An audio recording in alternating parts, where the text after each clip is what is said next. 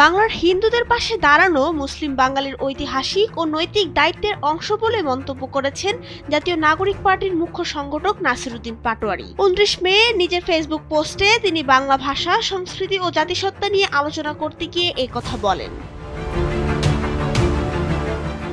পাটোয়ারী লেখেন, দক্ষিণ এশিয়ার ইতিহাসে বাংলা একটি অনন্য জাতিসত্তা, যার মানুষ ভাষাগত, সাংস্কৃতিক ও রাজনৈতিক আত্মপরিচয়ের জন্য দীর্ঘ সংগ্রাম করেছে। বাঙালি মুসলিম বহু প্রতিকূলতার মধ্যেও নিজস্ব ভাষা, সংস্কৃতি ও আত্মমর্যাদা ধরে রেখেছে বলেও তিনি উল্লেখ করেন।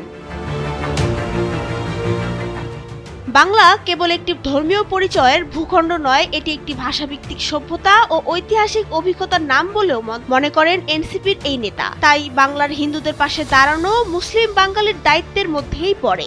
ইতিহাসকে খণ্ডিতভাবে উপস্থাপন করে রাজনৈতিক সুবিধা নেওয়ার চেষ্টা বিপজ্জনক বলেও মন্তব্য করেন তিনি বলেন, প্রয়োজনে রাজনীতি ছেড়ে দেওয়া যায়, কিন্তু জনগণকে ভুল ইতিহাসের অন্ধকার গর্তে ঠেলে দেওয়া যায় না।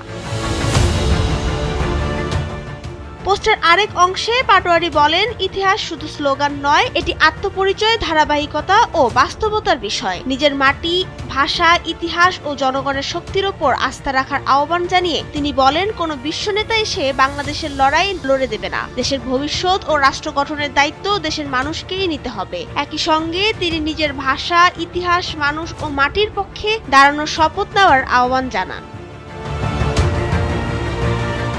ডেস্ক রিপোর্ট, সময়ের আলো।